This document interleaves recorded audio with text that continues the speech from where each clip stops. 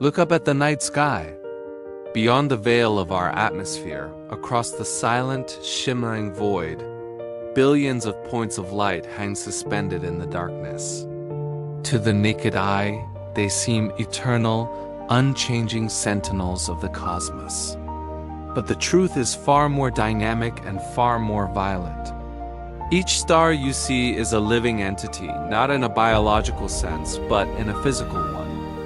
They are born, they mature, they struggle for survival against the crushing force of gravity, and eventually, they die. Their stories are the greatest dramas ever staged, played out over millions or even trillions of years on a canvas that spans the entire universe. From the silent, cold depths of interstellar clouds to the blinding fury of a supernova, the life cycle of a star is a masterclass in the laws of physics and the raw power of nature. But perhaps most importantly, their story is our story. Every atom in your body, the calcium in your bones, the iron in your blood, and the oxygen in your lungs was forged in the heart of a star that perished long ago. We are, quite literally, star stuff. Today, we embark on a journey across time and space to witness the epic saga of the cosmos, the birth and death of stars.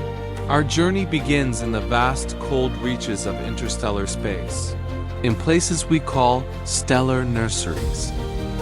These are the nebulae, colossal clouds of gas and dust, stretching across hundreds of light years.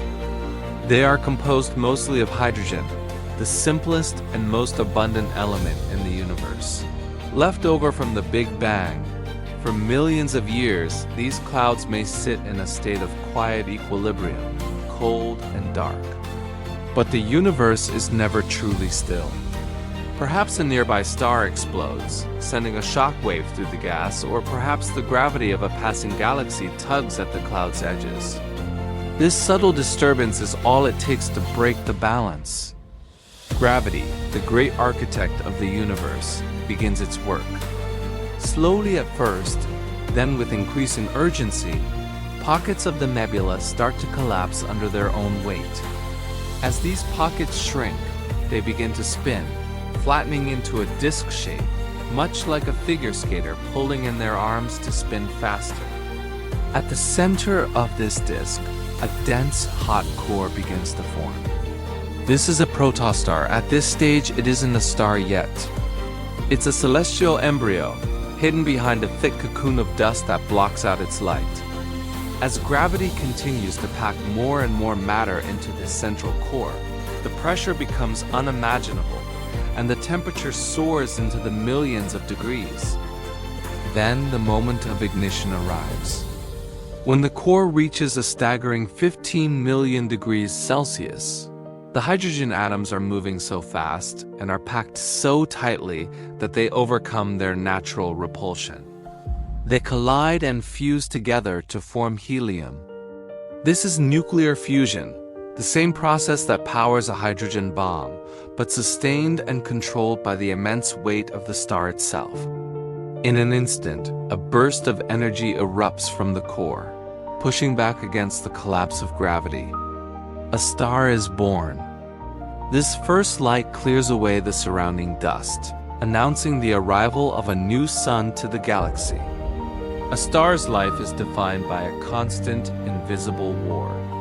On one side is gravity, trying to crush the star into a single point. On the other side is the outward pressure from the nuclear fusion in the core, trying to blow the star apart. For most of its life, the star exists in a state of hydrostatic equilibrium, where these two forces are perfectly balanced. This period is known as the main sequence.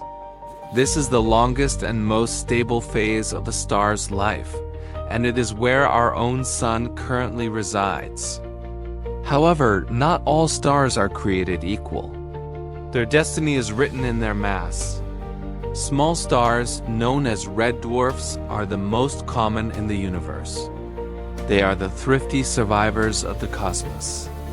Because they are small, they burn their fuel incredibly slowly. A red dwarf can stay on the main sequence for trillions of years longer than the current age of the universe itself. They are the slow-burning candles of the dark. On the other end of the spectrum are the blue giants.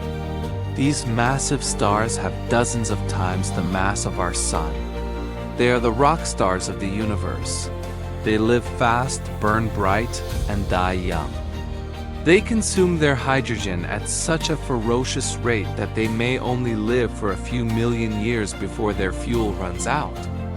Our sun is a middle-of-the-road star, a yellow dwarf with a projected lifespan of about 10 billion years.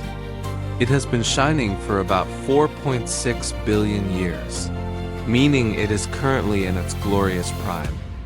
But eventually, even the sun will run out of hydrogen in its core.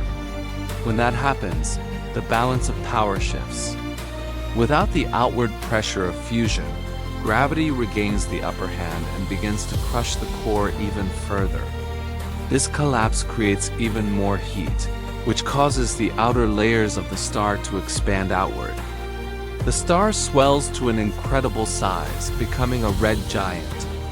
As it expands, the surface cools, giving it a distinct reddish hue.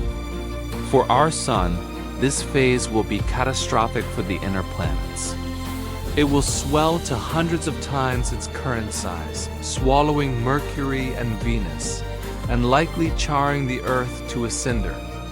The sky of our distant descendants, if they still remain on Earth, will be filled with a bloated, angry red orb that dominates the horizon.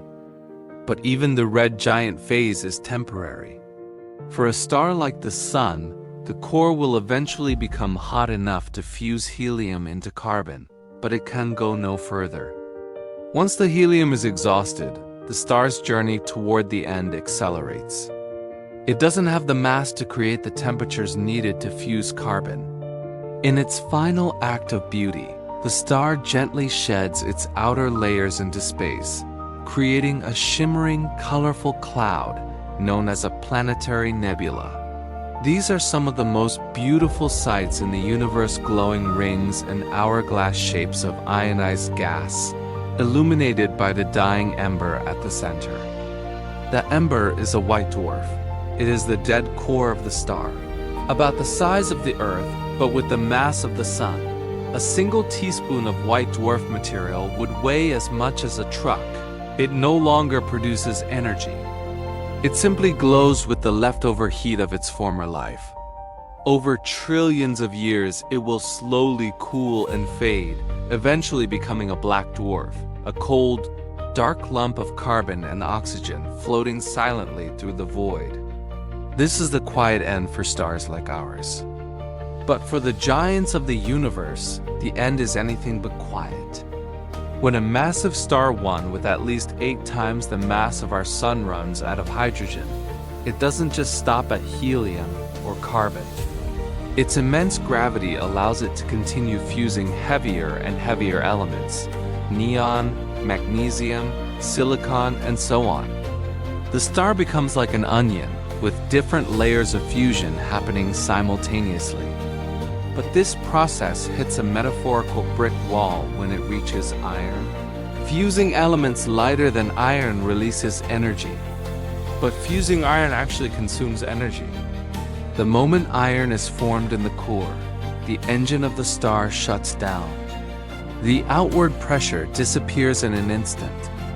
What follows is the most violent event in the known universe. With nothing to hold it back, gravity collapses the star's massive outer layers inward at a significant fraction of the speed of light. They hit the iron core with such force that they bounce off, creating a shock wave that rips the star apart.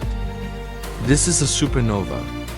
In a matter of seconds, the star releases more energy than our sun will produce in its entire 10 billion year lifetime. A supernova can outshine an entire galaxy of 200 billion stars. It is a cataclysm of such magnitude that it can be seen across the vastness of the observable universe. The explosion rages for weeks, blasting heavy elements, gold, silver, uranium out into the cosmos. But the story doesn't end with the explosion. What remains of the core depends on how much mass was left behind. If the core is between 1.4 and 3 times the mass of the Sun, it collapses into a neutron star. This is a world where physics becomes nightmare fuel. A neutron star is a ball of pure neutrons, only about 12 miles across, but heavier than the Sun. It is so dense that a single sugar cube of its material would weigh 1 billion tons, roughly the weight of all humans on Earth combined. These stars spin hundreds of times per second, emitting beams of radiation like cosmic lighthouses, which we detect as pulsars. However, if the remaining core is even more massive, not even the density of neutrons can stop the collapse. Gravity wins completely. The core collapses inward forever, shrinking down to a point of infinite density and zero volume. It becomes a black hole. Here, the curvature of space-time is so extreme that not even light can escape its grasp. A black hole is a one-way door out of the universe, a place where time slows to a standstill and the laws of physics as we know them break down. It is the ultimate tomb of a once mighty star. It is easy to look at the death of a star as a tragedy, a violent end to a magnificent light. But in the grand design of the cosmos, death is the prerequisite for life. The first stars that formed after the Big Bang were made only of hydrogen and helium. If they hadn't lived fast and died hard, the universe would still be a simple, boring place of gas and light. Through their deaths, stars act as the universe's alchemists. Every time a star explodes or sheds its layers, it enriches the surrounding space with the complex elements it spent its life creating. This stardust eventually finds its way into new nebulae, which collapse to form new stars and, crucially, planets. The Earth is made of this debris. You are made of this debris. The iron in your blood was forged in the final seconds of a dying giant. The gold in your ring was created in the heart of a supernova, or the collision of 2 neutron stars. We are the universe's way of experiencing itself. We are the conscious remnants of long-dead suns. When we study the birth and death of stars, we aren't just looking at distant objects in the sky. We are looking at our own origin story. We are witnessing the cosmic cycle of recycling that has been going on for 13.8 billion years. The universe is a place of grand scales and terrifying power, but it is also a place of profound connection. Every star that blinks out in a distant galaxy contributes to the possibility of life elsewhere. As we look forward into the deep future, we know that one day, all the stars will eventually burn out. The stelliferous era, the age of stars, will end, leaving a cold, dark universe. But that day is so far in the future that it is almost incomprehensible. For now, we live in the golden age of light.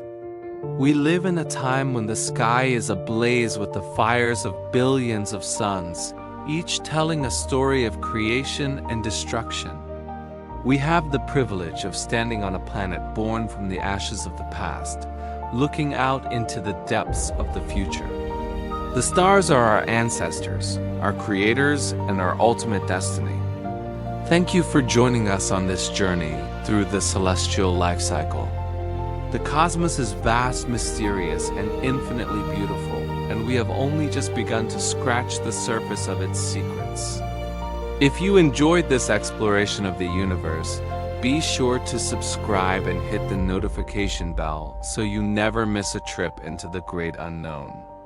Until next time, keep looking up, and remember that you carry the light of the stars within you. Safe travels across the infinity of space and time.